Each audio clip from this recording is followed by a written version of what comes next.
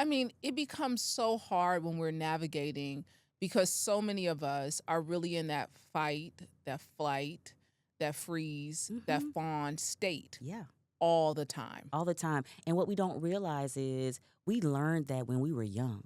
Yeah. So we're just big kids doing what we learned at 5. So if at 5 you learned when it's dangerous, I get quiet. Or if at 5 you learn I flip tables when it gets dangerous, that's what you're doing as an adult. You just found a professional way to do it at work. I feel like that when I was reading that, the avoidance, I have definitely embodied a lot of that practice. Mm-hmm. You know, my dad is not a conflict person, and people would think that he's probably gonna be more he is not like conflict person. And I have adapted that same trait. So my sister, she turning tables. Baby, I'm about to say Carly is flipping tables. she flipping tables. I'm quiet. I done got quiet. But you know what? It's the quiet ones who are the most dangerous. Because of the ones that'll talk, I'll see you coming. It's the quiet ones that's like, I've had enough, and I'm just gonna kill everybody. And I'm still gonna do it quietly. I'm gonna kill all of y'all quietly. I'm not gonna say a word. It's gonna be slashing, and then I'm gonna go sit back down with blood all over and be like, everything is fine. Just a sociopath. Yes, because the quiet people always let you push them to the brink. You've pushed me too far, and now it's nothing to do but turn into the Incredible Hulk. Yeah. Because I was the mild-mannered Bruce Banner until you pushed me. Yeah. My brother Broderick is that way. Like if he gets, you're like, okay, this shit done turned. Okay, because B done got lit. Okay, what just happened? Y'all, everybody needs to shut up. Yes, let it go. Yeah, everybody needs to cut it out. I mean, but it's so true because so much of our relationships are really, they end because we haven't learned how to properly communicate with one another. And everything escalates. That's why, like, the first step, describe versus interpret. Our minds jump to interpretation, and we so quickly take data and turn it into something that it isn't, right? Yeah. Because we think we're using the same words. The example I always use is always. The word always, when I ask people, what % of the time is always for you? Now, people will say 100%. That's not true. What is your definition of always? I get ranges from 50% to 95%. With the 95% person talking to the 50% person, they're using the same words, and now they're in conflict because they haven't described.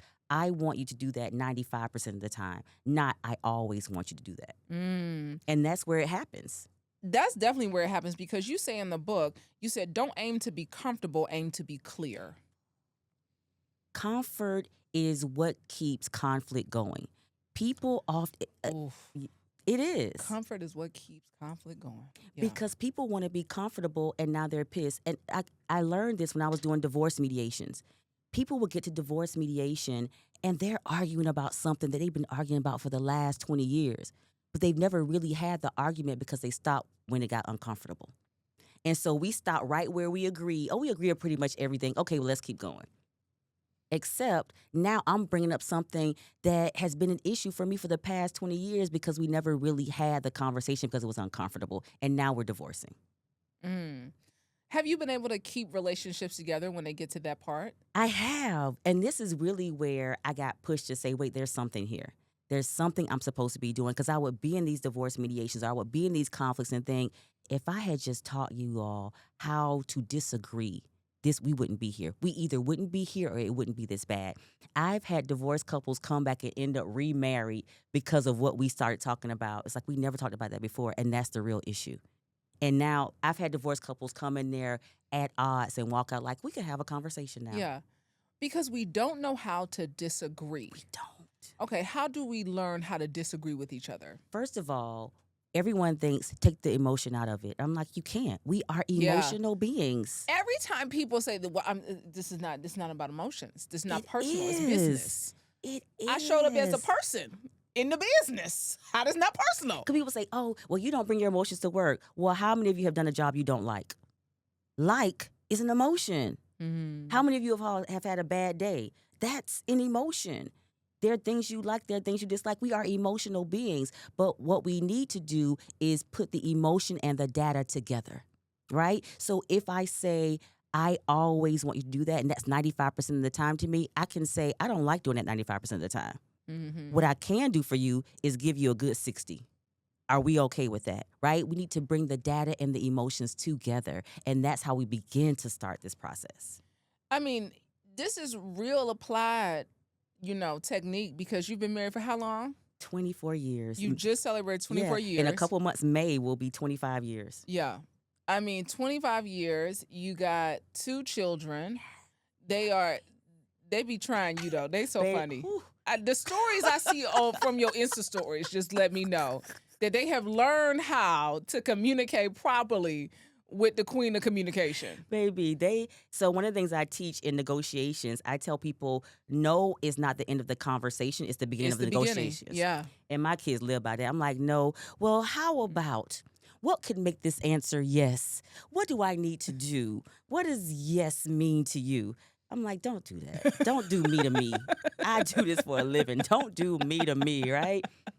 But I've also taught them how to navigate conflict. I remember my daughter and her boyfriend had a little skiff, and because she was teaching him about his finances, like, okay, you want to take us on a trip? What's the budget for the trip? And he felt some kind of way, and I heard her say to him, well, call me when you're ready to settle down, and we'll have this conversation. And he called her back and said, I apologize because you asking me those questions pointed out a deficiency for me, and it triggered me. And she said, that's wonderful. I'm glad you came back and apologized, but we still need to talk about the budget for that trip. Because, baby, he going to have a budget. The aunties done already said, baby, where's his budget? What are we doing? The aunties know that we don't need to hear no updates at the Super Friends brunch that he didn't have a budget. Because we will find you. Yeah.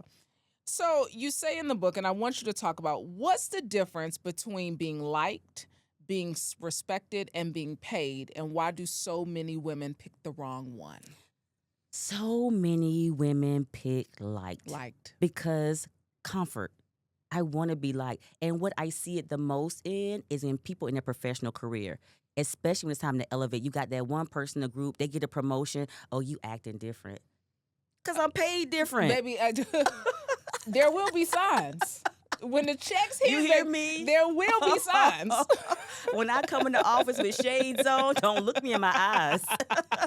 I'm different today. I'm different. Please know. I'm different. Yeah. But I want my friends to like me.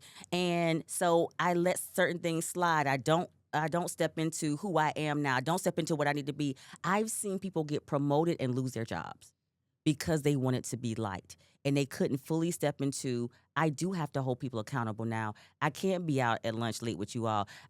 Listen, I know you and Shonda clock each other in because you ain't here. I can't let that slide. And they want to be liked so much that they get in trouble for being liked.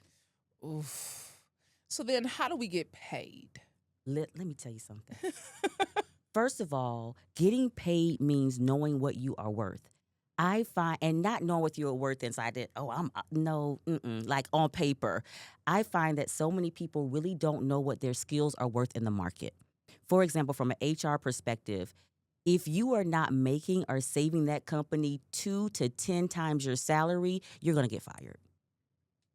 And so ask yourself, am I making this company 2 to 10 times my salary? And if that's the case, what percentage of that should I be getting in my salary? You can go to something like as easy as like salary.com and find out your location, your skill set, your title, and it'll tell you what the range for your salary should be from low to high end, and you can see where you fall on that. So when you go and ask for a raise, no one cares that you've been at the company for 20 years. Yeah. That is not a reason to get a raise. What you can do, though, is be able to say, hey, this is what I've contributed. This is what I contributed last year. Here's what I did this year. Here's what I brought into the company. Here's my ROI and your investment in my salary. This is what I should be paid. Yeah. Why are we afraid to ask for less than what we deserve? Because we don't have audacity. Here's what I tell people. People say they need more confidence, and most of us don't need more confidence. We need audacity, right? We don't. We don't need more confidence. We need more audacity. Confidence is data, right? Confidence is information. It's data. You know you have a degree. You know you got to the top of your class. You know your boss is stupid and you doing their job for them. You know your coworkers hadn't done the lick of work. You know your stuff. You don't have the audacity to let everybody else know. It's like I tell people the easy way to look at it is, I will wear something crazy and rock it like it's normal. And people, oh my gosh, Dethra, that's so cute. I wish I could wear it. Knowing it's cute is confidence. Wearing it is audacity. And most people just don't have audacity. If that blessed you, trust me, you've only scratched the surface. There's so much more wisdom, truth, and transformation waiting in the full conversation. Click the link in the caption below to watch the entire interview, and don't forget to like, comment, and subscribe so you never miss an episode of Vault Empowers Talks.